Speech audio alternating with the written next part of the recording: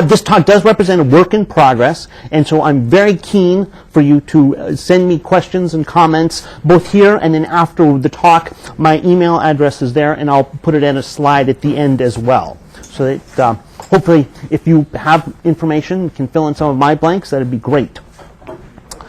Here's an outline of the talk. There we go. So the first section will be my introduction in bicycle leadership, talk about the need for good roads, a little bit about what the roads look like, something on Portland bike culture, then the early legislation from 1899 and 1901, that's sort of the key to what I'm going to be talking about, and then the transition to the auto era. I think this gentleman probably doesn't require any introduction. This is another candidate. And we go to June 29, 1898, and Geer has a wheel. Governor-elect learned to ride in 2 lessons. He will bike from his home to the state capitol during half the year. Governor Geer was the first in a series of illustrious politicians for whom the bicycle was an important part of their image and self-definition, their activities and their policies. The context of bicycling a century ago was a little different than it is today, of course. At the time, the bicycle was leading-edge technology. That's important to remember. Even so, Governor Geer deserves to be better known. Together with weather prophet Pague, he was part of the first golden age of Portland bicycling. At a time when Portland seeks to gain platinum-level recognition as a bicycle-friendly community, we can look to a few of the ingredients and people in Portland's first golden age of bicycling. In 1851, 8 years before Oregon became a state, Theodore Geer was born in the Waldo Hills, east of Salem and south of Silverton. His family's farm was established in 1847 and remains there today. It's a century farm and it's still active. Homer Davenport, Silverton's favorite son and important political cartoonist in New York City, was in his extended family. Geer went to school in Salem, Willamette University, and for a decade after the Civil War and his parents' separation lived in eastern Oregon. In 1877, he bought land near his family's farm and started farming himself. In 1880, he was elected to the House. And in 1891, he was Speaker of the House, and in 1898 was elected the 10th Governor of Oregon. He's probably best remembered for signing into law the Oregon system of initiative and referendum in 1902. If you voted for Measure 49, you can thank him. Geer was a Republican. Republican was not always a dirty word. You all know this, of course, but it's important to remember that long before Tom McCall and Mark Hatfield, Abraham Lincoln was a Republican, as was Theodore Roosevelt. The early 20th century brought about the Great Switcheroo, and the political parties realigned, and progressivism became rather more Democratic than Republican. In his inaugural address, Geer highlighted several planks of a progressive program. The plank I want to highlight here is on road infrastructure. Few questions demand more serious consideration at your hands than the enactment of some system that will give our people better roads. We will always have bad roads until we overcome them by systematic legislation. This we have never had, nor has any serious attempt ever been made in that direction. Our present road laws amount to a mere travesty on the object for which they were intended. They are the result of haphazard, patchwork legislation from session to session, usually amendatory of previous acts that were themselves mere apologies for existing conditions. We can only hope that our politicians today would speak with such candor. It goes on to say that the present system needs to be wholly revolutionized, and that a central authority needs to supervise the collection and spending on roads. The system is broke. It is a dismal failure and must be changed.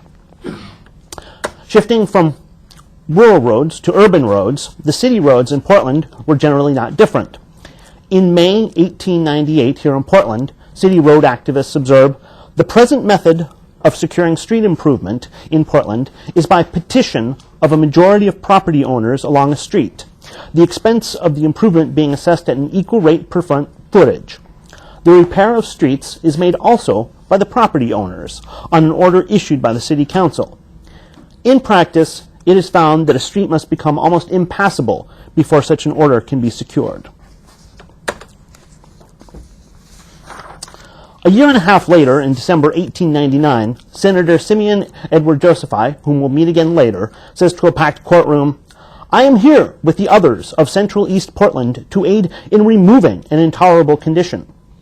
It is amazing that East Morrison Street should have remained closed up for the past year, dangerous to the public.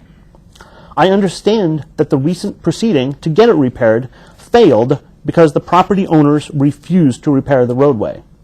Apparently some things never change. Just like today, there was a problem funding and building roadway infrastructure. Road poll taxes requiring either labor or a flat fee were regressive. Construction activities were held up by uncooperative property owners and uncoordinated between municipalities and areas.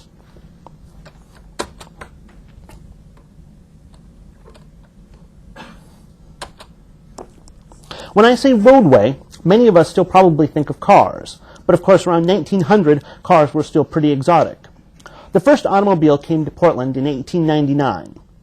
By one account, in 1905, there were 218 of them in Oregon and 40 in Portland. Another account suggests that in 1906, the Portland Auto Club had 40 members, and residents of Portland owned 242 total autos in the city. For comparison, around 1900, there were about 10,000 bicycles in Multnomah County, and a total population of about 103,000. So almost 10% of citizens use bikes fairly regularly. That's against 0.2% for autos. We have to remember that the roadways were built for livestock, horses, cars, and buggies. Farmers usually were responsible for repairing the sections that fronted their property. In the summer, the roads were dusty, in winter thick with several inches of gloppy mud and standing water, and fertilized, we might say, with animal droppings. They were stinky when wet and not very pleasant. This image is from downtown Salem, very near the Capitol building in 1909. And again, near the Capitol building, and it's still not paved. So when I say road, think mud. So I say road, you say? Mud. That's right, thank you. In the 1880s, sharing the road started being institutionalized.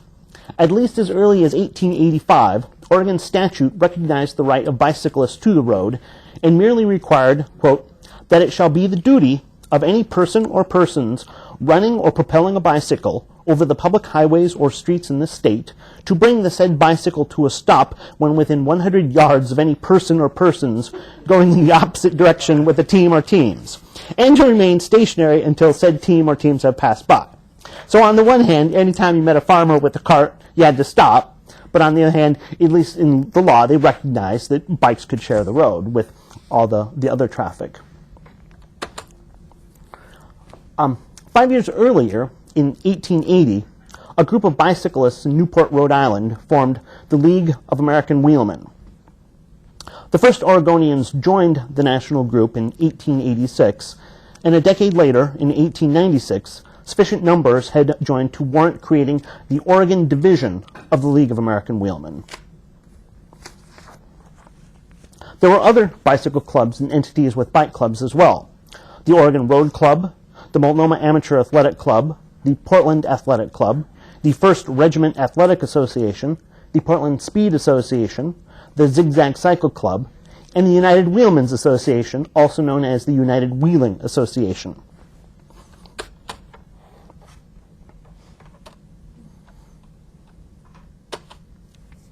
The fact that bike riders desired and formed and joined bicycle clubs suggests that social formation and the development of distinctive bicycle culture was important to them. So let's look at some of the elements of the culture. Though the penny farthing, or high wheel, is the picture we have of the old-timey bicycle, its riders probably shared more with BMX, cyclocross, or extreme mountain bikers. The penny farthing was a bike for the young, the adventuresome, and the risk and thrill-seeking. Technologically, in the early 1890s, the transition to the safety bicycle, the form of the bike we know today, with two equal-sized wheels and a diamond frame, made bicycling easier and more available. The inflated pneumatic tire also helped cushion bumps the hard rubber tires transmitted directly on the bone shaker. These were fixies, it's also important to remember. The coaster brake and freewheel enters only very late in the decade of the 90s, and most of the time we're dealing essentially with fixies. The 3-speed doesn't get invented and become really commercially available until about 1903. By 1899, when this ad was published, and I will have more to say about Fred Merrill, the bike shop who published the ad, it was not wildly implausible to show this old fellow talking about going buggy-free. Now, can you read the pull quote? Oh, good. Looks like you can. It says, "We've sold our horse and buggy since these 99 Ramblers came out. I'm going down to the city now to buy a bike for Sarah." It's important to note also that he talks about getting a bike for Sarah. This could be a daughter or a wife. It's not clear who it is. But the important thing is that the bike implied a freedom to travel for women, and that advertisers were comfortable talking about this. Disembloomers were important ingredients in turn-of-the-century feminism and the movement for women's suffrage. Indeed, in 1897, a newspaper writer says, more than a little rhapsodically, "The Portland summer girl is bred to her wheel, as a trooper is bred to his horse. From dawn till dark she lives in the saddle. Whatever be her errand, she mounts her wheel and rides easily to her destination, dismounts, perform whatever duty happens to be hers, and bowls home again, serene, tranquil, content."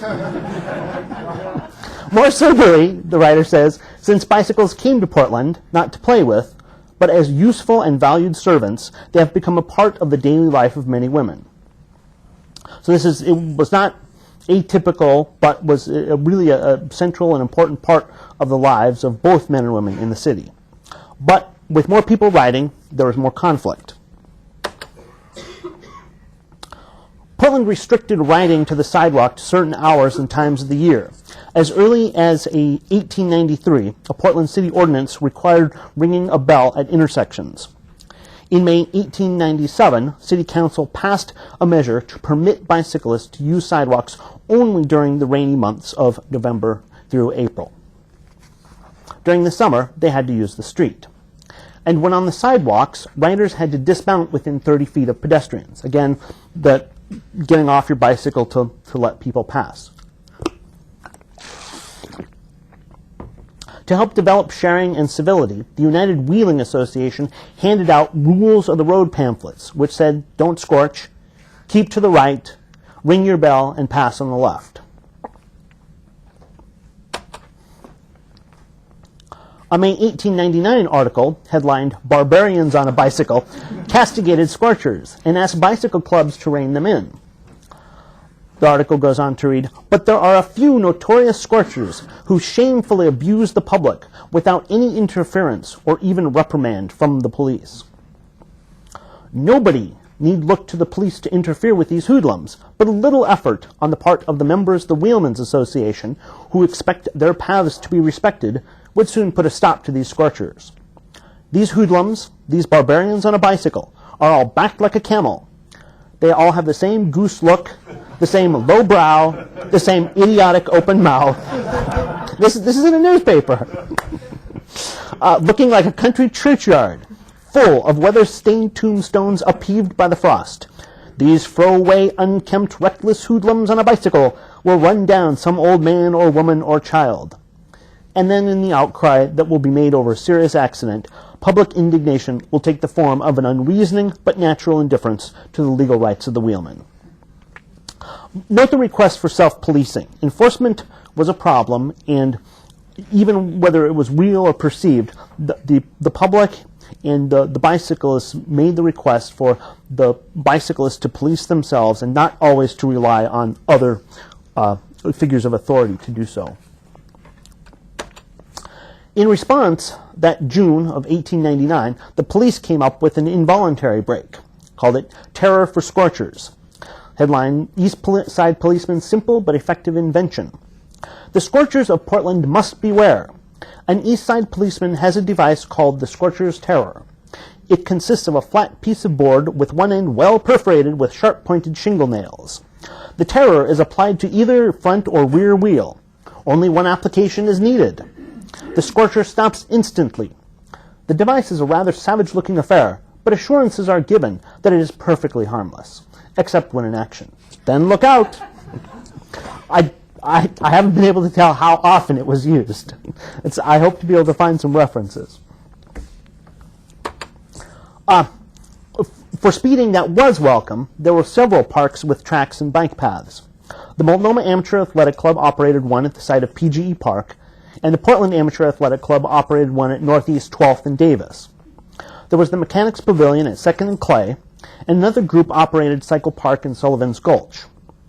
Below Dunthorpe, at the end of Macadam Avenue, was the White House. Thousands of people attended bike races, parades, trick riding exhibitions, and bike shows. Young people went out riding at night regularly. One news account tells of a night parade on July 3, 1895, with 1,200 bicyclists. 1,200 at night, not just during the day. Pedalpalooza, Chunk 666, and cyclocross all have parallels and even some direct ancestry from a century ago.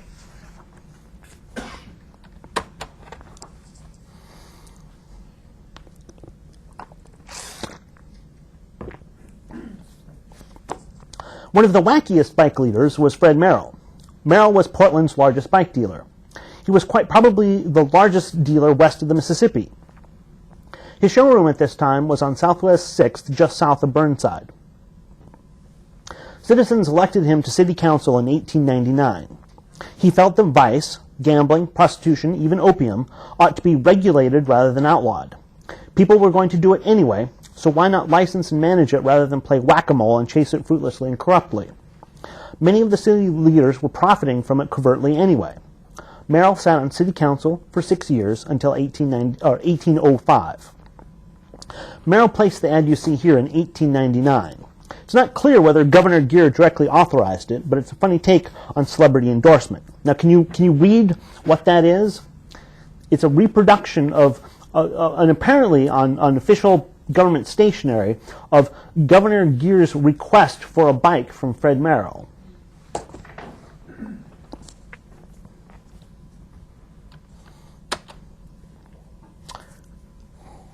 Governor Geer, as I mentioned, rode a lot. In his book 50 Years in Oregon, Geer writes about going to Salem on his bike regularly, getting the mail on his bike, and riding on May 1, 1900 to Champouy for the Oregon Historical Society. That's from Salem. It's about a half century in round terms. George Himes also attended the meeting. He was the director of the Oregon Historical Society and has a park on southwest Terwilliger named in his memory. Geer's mission was to locate the site of the 1843 Champouy meeting that authorized the formation of the provisional government in the Oregon Territory. Today, a small white obelisk stone commemorates the site, and Champouy Park has some very nice multi-use paths which bicyclists can use.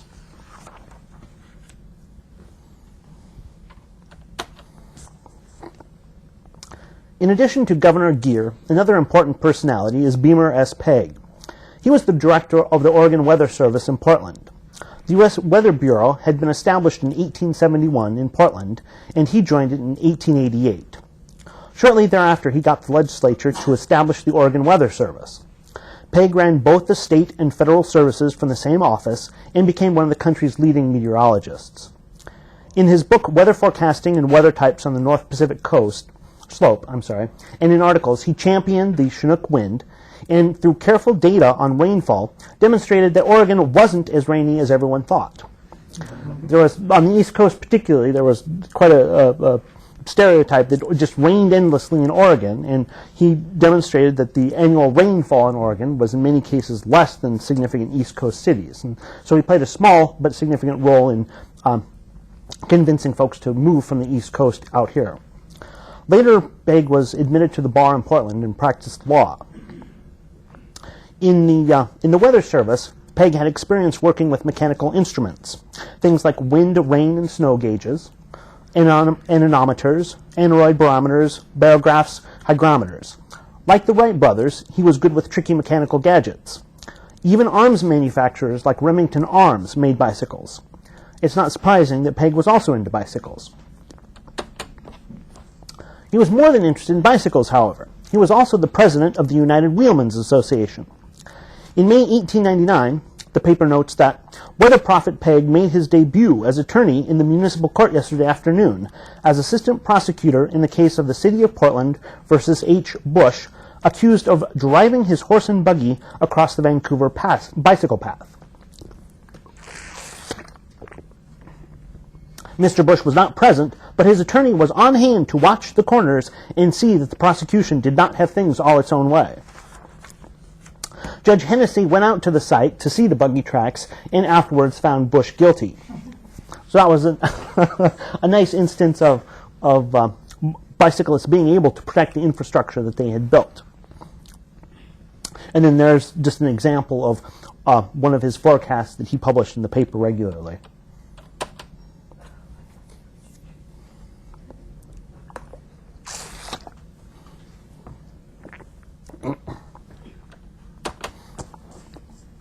What's interesting to note about that court case that we just discussed was the attractiveness of bike paths to the buggy driver.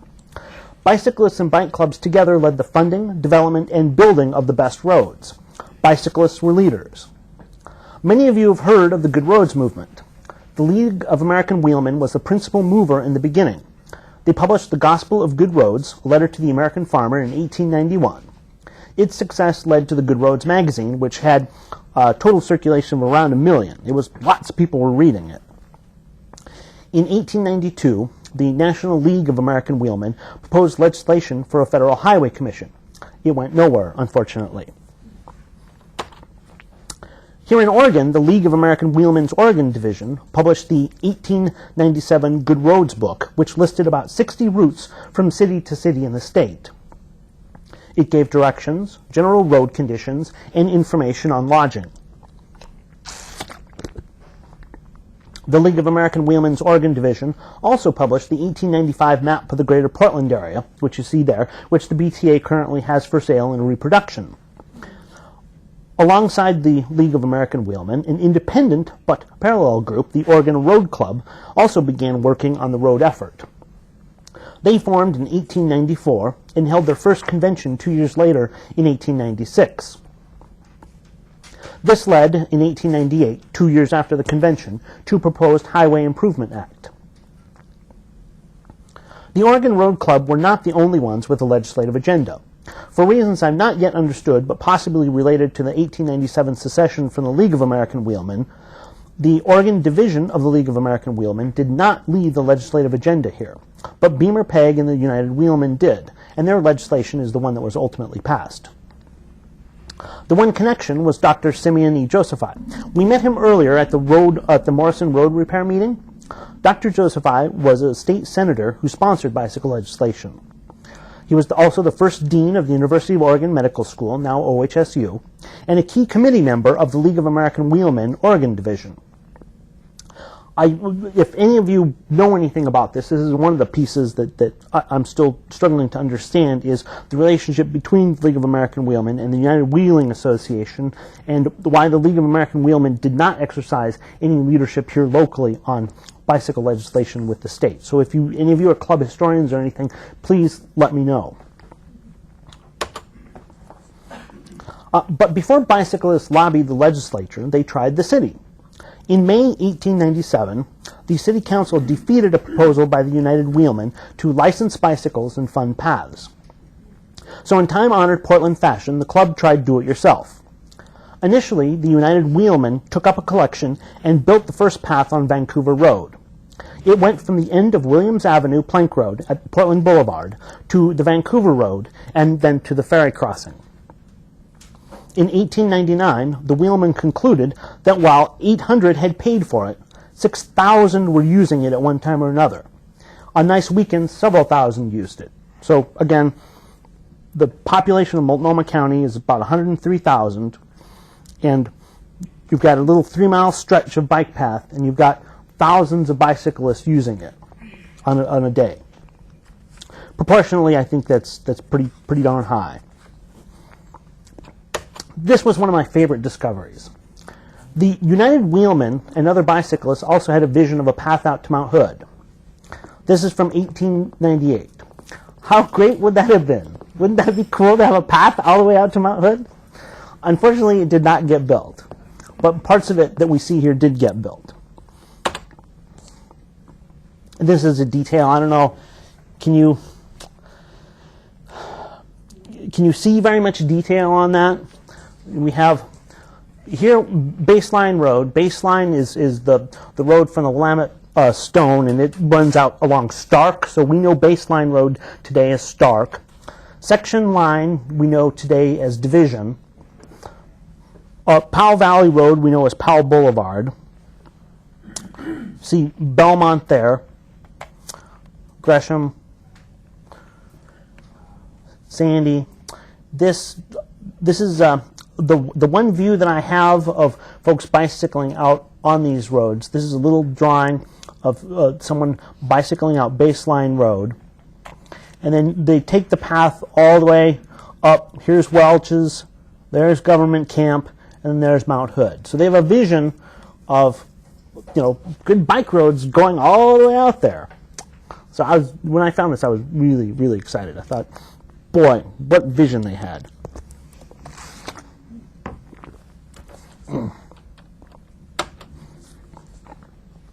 Additionally, there was a second self-funded path out Macadam to the White House in 1896, but only a mile got built. And an 1899 news article said, quote, "It began nowhere and ended nowhere." So I don't think they got a path built very far out Macadam. Ultimately, self-funding the bicycle paths was neither sufficient nor fair. More monies were necessary to expand the network, and many cyclists who were using the paths were not club members or paying user fees. Cyclists and road advocates concluded that state action was necessary. But large enough numbers of people still objected to comprehensive taxation for large-scale infrastructure projects. Facing this resistance, bicycle owners carved out a smaller project. They would volunteer to be taxed in order to get better roads built for themselves and for pedestrians. Separate facilities was a compromise solution. Since funding roads for everyone, for the common good, encountered too much resistance, they did something mainly for themselves. A February 1899 letter to the editor makes 3 arguments. First, it is necessary outside of town to have a place where the wheelman can be safe from the road hog. Second, outside of the town, the country roads are generally unfit for a bicycle.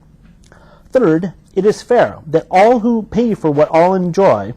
And finally, I take no stock in the wheelman who says that neither he nor his family has any use for a bicycle path. One Sunday spent in watching the little 3-mile path to Vancouver is sufficient to meet that objection. Again, another person says, observing that the Vancouver path, that thousands of people are using it. Governor Geer signed the bill on 1899. As soon as the weather dried out, workers broke ground. Almost 10,000 tags were sold. Again, 10% of the population in Multnomah County. Multnomah County worked on paths at Willamette and Portland Boulevards. So this is a 1917 AAA map. But Portland Boulevard is here. And so there was a path here that then connected to Willamette Boulevard and went out to St. John's. Baseline Road had a path, again, following Stark. Division and Section Line Road had a path. And then along 11th and 12th, and then out Milwaukee Avenue, out Milwaukee Avenue, there was a path down to Oregon City. They made north-south connections at 12 Mile and Gresham, and then there may be some other north-south connections that I haven't found, but it was pretty extensive, and they tried to make loops whenever possible. So the map is from 1917. It shows most of the ways that the bicycle paths became important car routes. And here in this comparison, you can see that these are county roads, and so to that extent they had been established. But with the bicycle paths that were built on them, it ratified their importance as arterials, attracted funding, and the network of paths that the bicyclists built then became the main auto roads.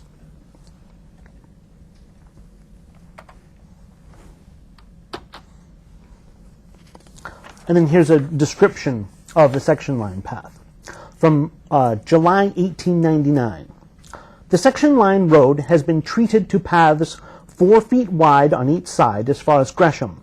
Beginning at 7 corners at the intersection of East 21st and Division Streets, these paths are to be used under the rule keep to the right, and wheelmen going out toward Gresham must take the path on the south side of the road. Coming back into town, take the north side. This rule will be enforced wherever 2 paths exist on the same county road, as the safety of pedestrians as well as the wheeling public will be promoted thereby.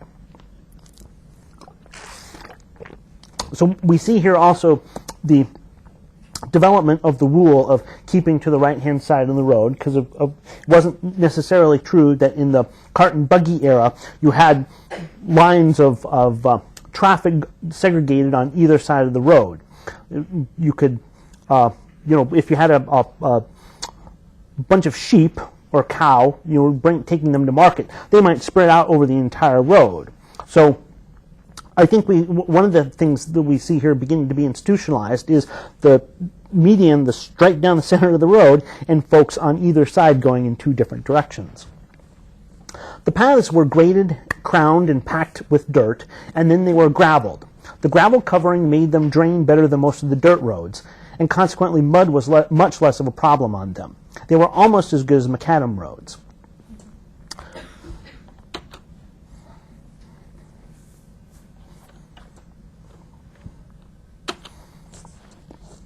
Not 2 years after Governor Geer signed the bill, the Oregon Supreme Court invalidated the bicycle tax in 1901.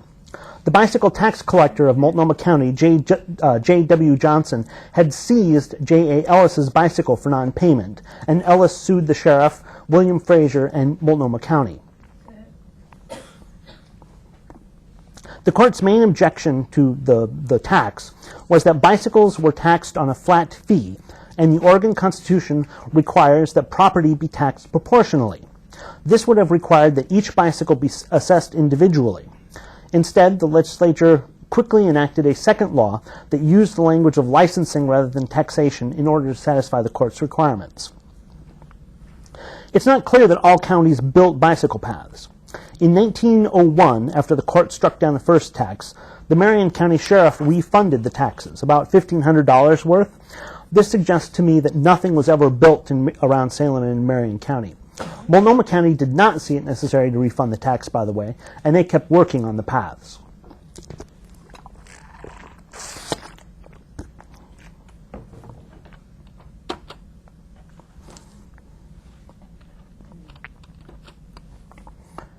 Between 1899 and 1902, a gigantic bicycle trust, the American Bicycle Company, came together and crashed.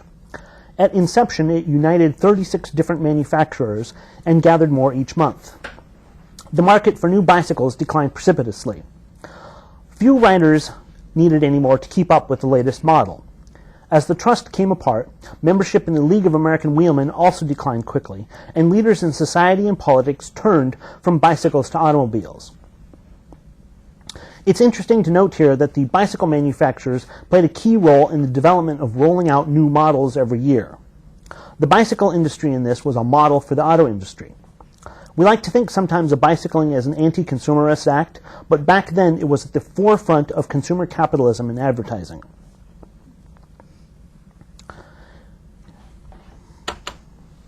In the 1900s, many of the bicyclists, being early adopters, went looking for the next instance of leading-edge technology, and they became auto drivers. Bicycling became more prosaic than fashionable, and bicycling also declined in status. You can see even here, in 1899, the way a long Sunday feature on the Oregon Road Club highlights luxury and status. From this point, it wasn't long to the view that you bike only when you can't afford to drive.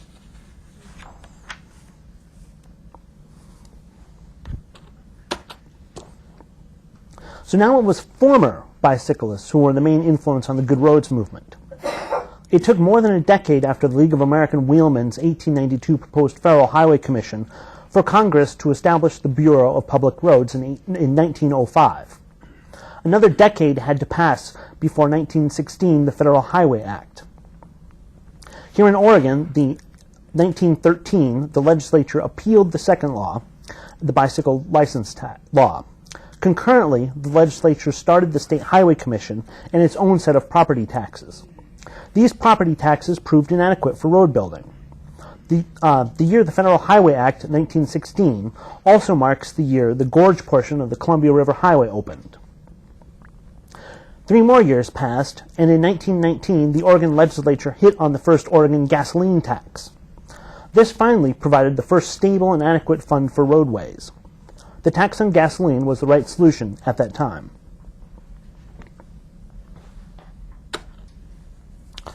Our golden ages share some important things. We have politicians who bike, bicyclists who self-organize, and activist bike dealers and merchants. These are clearly essential ingredients. Some things are different. Bicyclists back then appear more eager to self-police and show good behavior, and I think this is an important element of PR that bicyclists aren't at present always ready to embrace. I would like to research more closely the history of the way scorching was perceived, because I think every time there's an enforcement action at lad's addition, perceptions and not reality are what matter. The perceptions around scorching are similar. Bicyclists also were willing to give up things in order to achieve a greater good, and they had a sense for trade-offs. I have complicated feelings about a bicycle tax and bicycle licensing. It may be impractical, but there might be externalized benefits. If you think of externalized costs, there might be externalized benefits that don't show up in a bottom line accounting. Arguments for paying for fair use are manifestly false. But again, it's perceptions that count. And perhaps most important of all, bicyclists created something that buggy and auto drivers themselves craved. The KGW feature on Wednesday night showed an auto driver enjoying bicycling. Things like this that create an active sense of desire for what bicyclists currently enjoy is an example of, I think, things that bicyclists might want to look at now more. I think that we bicyclists really need to focus on creating desire and craving among auto drivers and not necessarily occupying the moral high ground. There's more work to be done, and I hope to take my research more closely into the 1900s. Perhaps I'll have another report for you. Thank you all for joining me.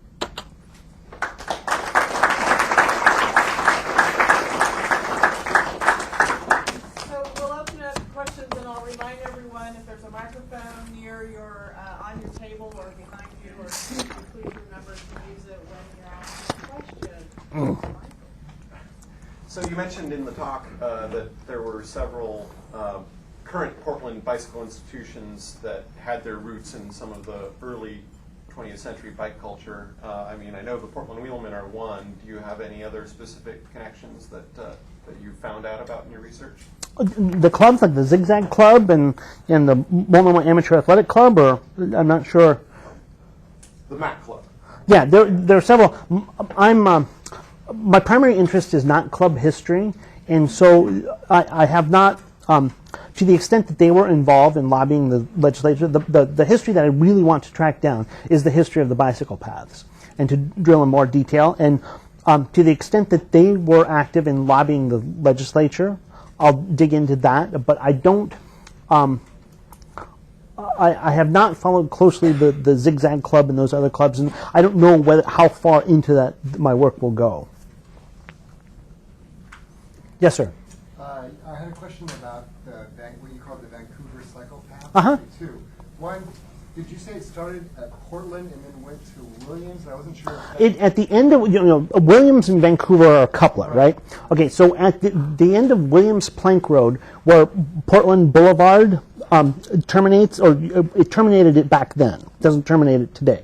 But it terminated there, and then at the end of the Williams Road, it looped onto the Vancouver Road, and then went out up north to the ferry.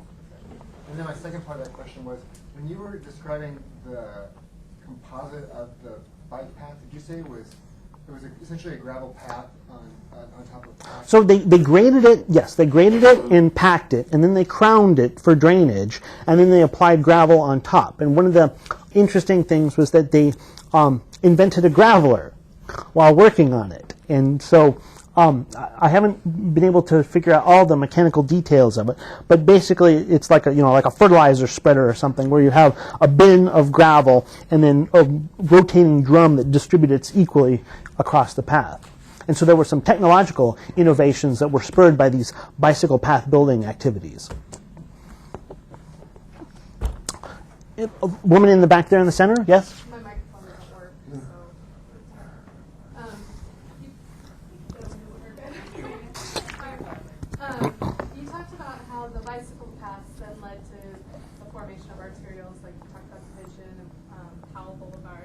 Was there any relationship with the trolley or streetcar routes in the bike paths?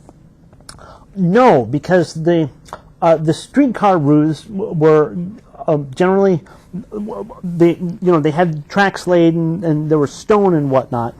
And although there are a few jokes about the bicycle riders riding the channels, using the trolley tracks just to go in a straight line, they generally, at least initially, were building them separate from those. Now, I don't know yet what it looks like in 1905 and 1910, but in this early period, right around 1900, they were not. Yes, sir? Can you just explain a little more detail the bicycle tax that was instituted Uh-huh. by Geer? Was this an annual tax? It was an annual tax. It was $1.25 a bike. The 25 cents would go to the collection cost, into the bicycle tax collector, into the tags, and then $1 went into the bicycle path building fund. It had like a license plate.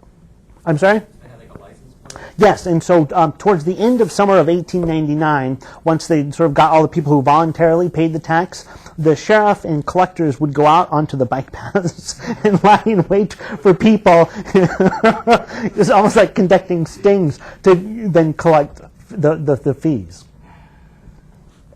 Yes, sir. Yeah, I'm from Miami, and it's sunny and it's flat, and you would think it's perfect for bicycling, but bicycling isn't that popular. Here in Portland, there's mountains, there's crazy weather, and everybody's on bikes. So can you explain that phenomenon? Well, do you know, that question I'd probably defer to some of our friends in the city of Portland or some of our BTA friends or something. Do any of you want to take a stab at the modern reasons for bicycling here?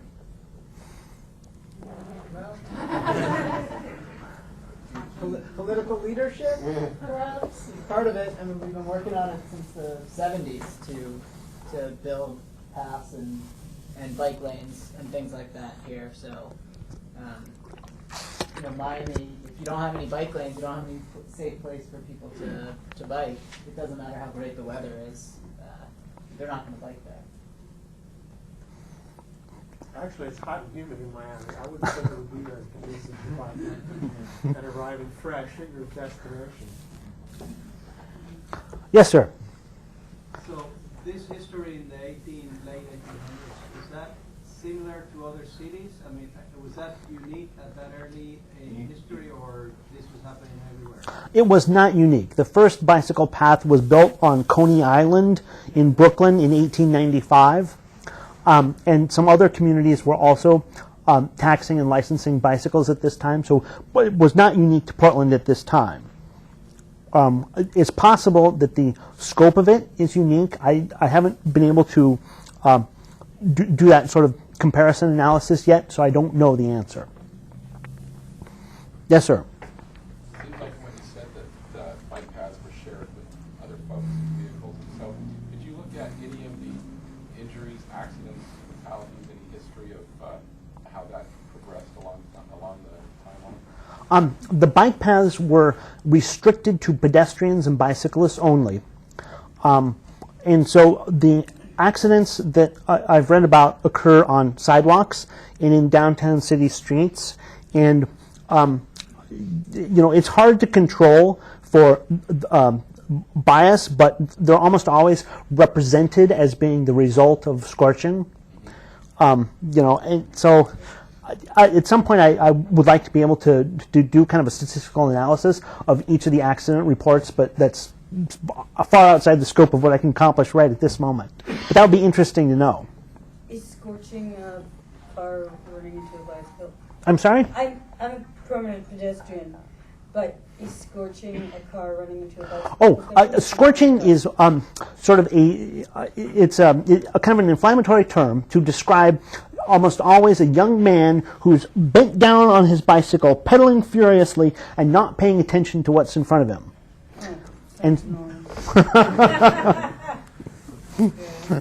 Yes, sir. I'm curious if you know anything about early bicycle manufacturing or industry in Portland. No, I do not. That's something I hope to work on, but not at present. There were quite a number of bicycle dealers. It does not. Henry Goodman was selling Pope bicycles out of a shop, and the accounts talk about shipments of bicycles coming from Chicago and from the industrial centers, and at least on a large scale, the bicycles are not being manufactured here, just being assembled here. Artisan construction, like what you yourself do, don't know. There might be some.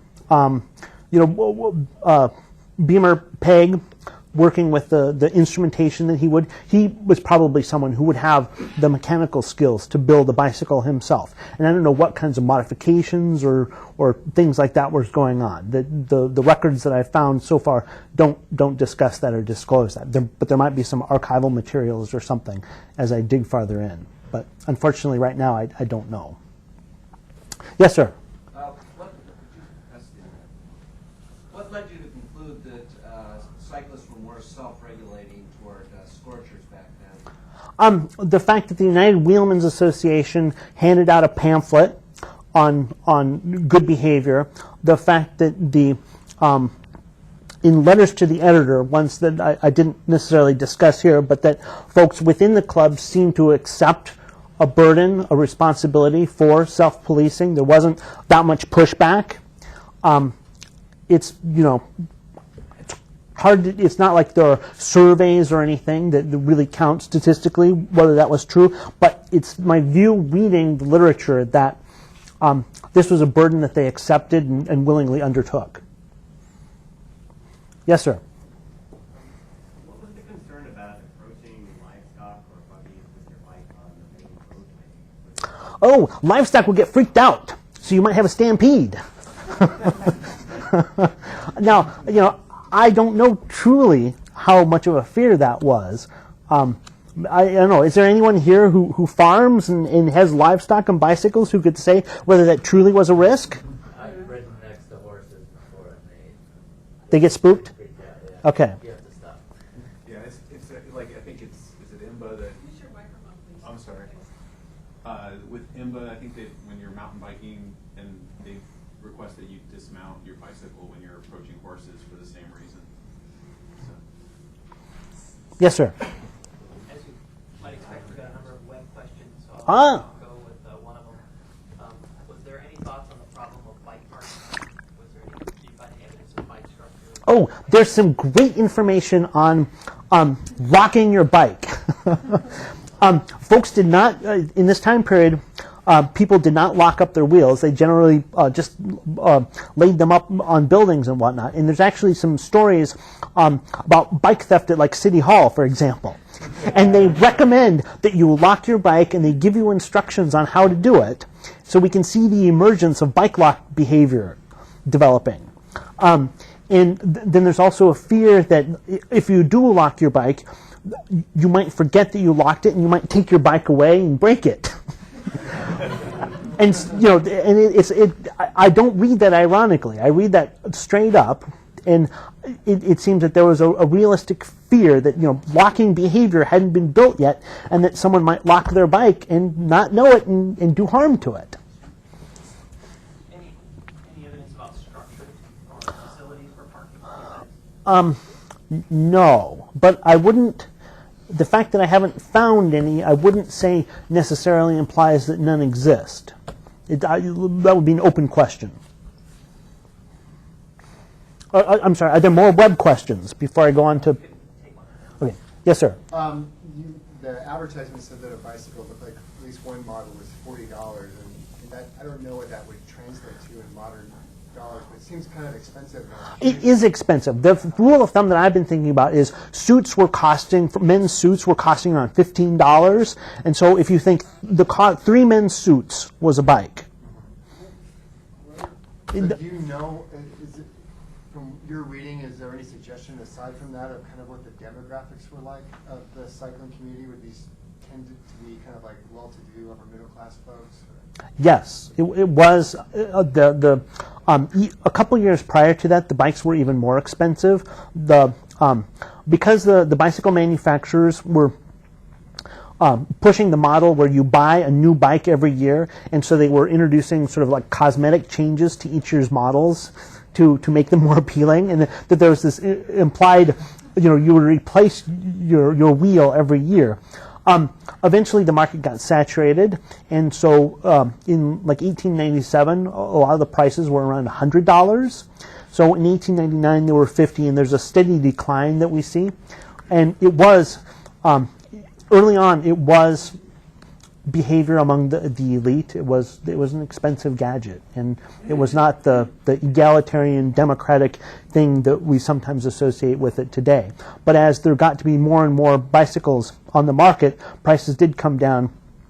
Fred Merrill was selling used bicycles for around $5, so 10% of the cost of a new one.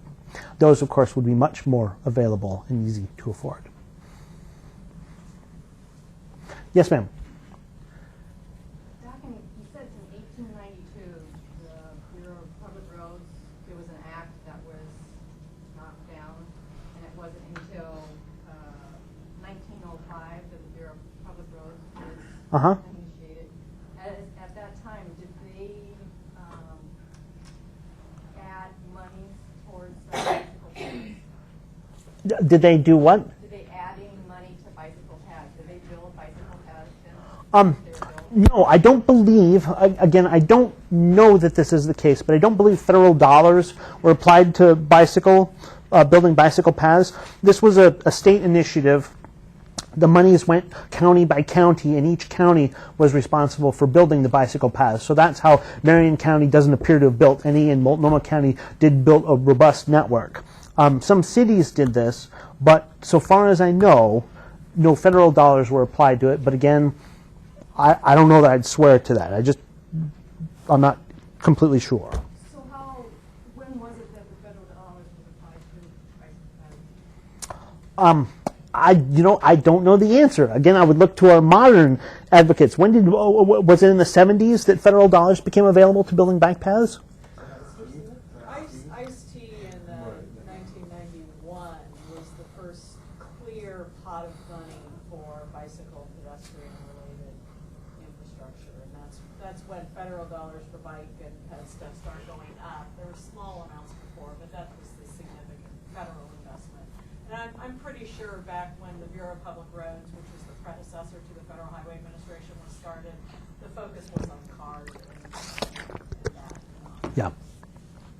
Yeah, because the bicycle here in Oregon, at the very same time that the State Highway Commission was created in 1913, the Bicycle License Act was eliminated. So it was clear that once they started thinking of highways in that fashion, it was all about autos and not about bicycles. Yes, sir. Did you find any other notable cities or counties in Oregon that were acting like Multnomah County? Well, I'm also working on Yamhill County because in the state archives there's some very interesting records about Yamhill County, and I hope at some point to be able to do kind of a rural-urban comparison. I mean, although McMinnville was out there and sort of was the metropolis for that region, it's considerably much less densely populated than Multnomah County, and there might be some very interesting demographic differences and whatnot about bicycle behavior, but they did build some significant bike paths out there as well. Heather, yes. Hi. My questions have to do more with what you're doing in terms of your research. I'm wondering if you are, your long-term goal is to create some sort of all-encompassing timeline of Portland bike history from the invention of I guess actually probably be the kind of starting from the 1850s or whatnot, but or if you are just doing a snapshot and as detailed of a snapshot as possible of this specific period. Right now, my immediate goal is to work on the bicycle paths and then to branch out from there on a few things. But I don't know, maybe that'll be an end product. Sure, it's a possibility. Yes, sir. It's not a web question, it's my question. I noticed on one of the newspaper clippings you had, it had the Southern Pacific Railroad and the bicycle Fred T. Merrill opposed something about that. I should have talked about that because that was a dummy. Fred Merrill was saying opponents of the bicycle tax are saying that bike merchants and the railroad oppose the tax. Hey, somebody's BlackBerry or cell phone is just putting off signal after signal after signal, and it's just like pounding us with noise. Do you guys mind just turn this off? So Merrill put this ad that says, can we get back to it?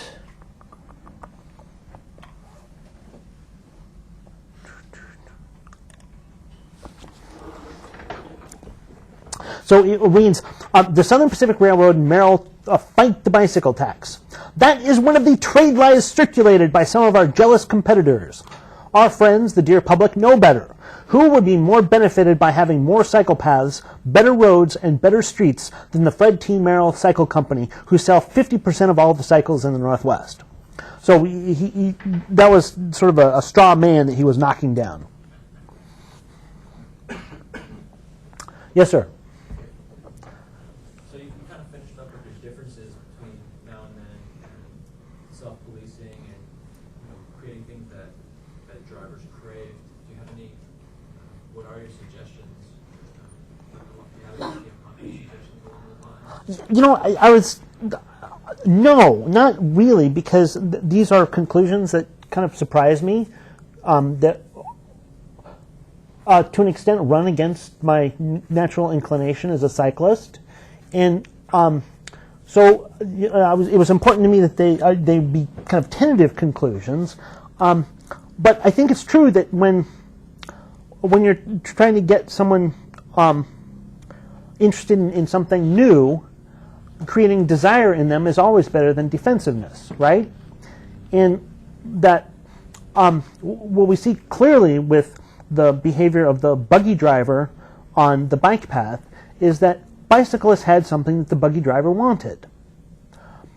At a very high level, isn't that going to be the fastest way that we get auto drivers interested in bicycling?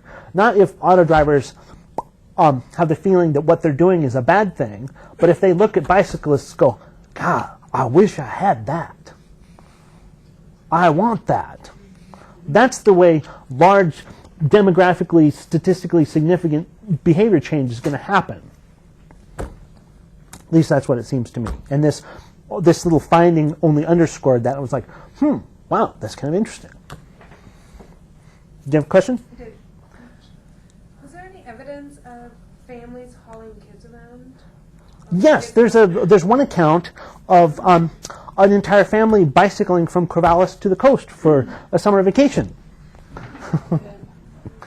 I don't know, again, how widespread that is, but there's anecdotal data that entire families did travel by bicycle. Any additional questions? Oh, I have one.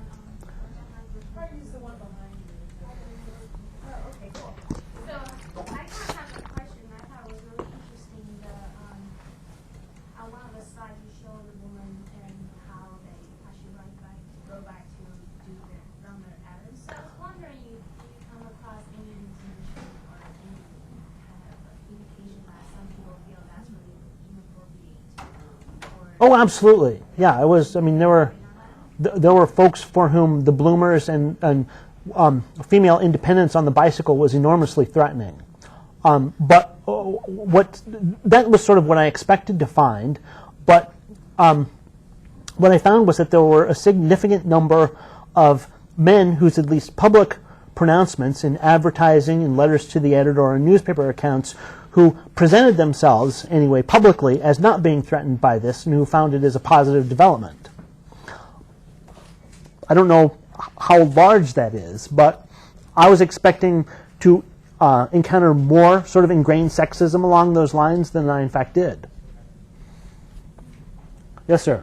I have a quote here from 1896, and it says, let me tell you what I think about bicycling. I think it has done more to emancipate women than anything else in the world. I stand and rejoice every time I see a woman ride by on a wheel. It gives a woman a feeling of freedom and self-reliance. That's from Susan B. Anthony. There you go. Yeah. Thank you. Okay, I think that's maybe a good point. Thank you.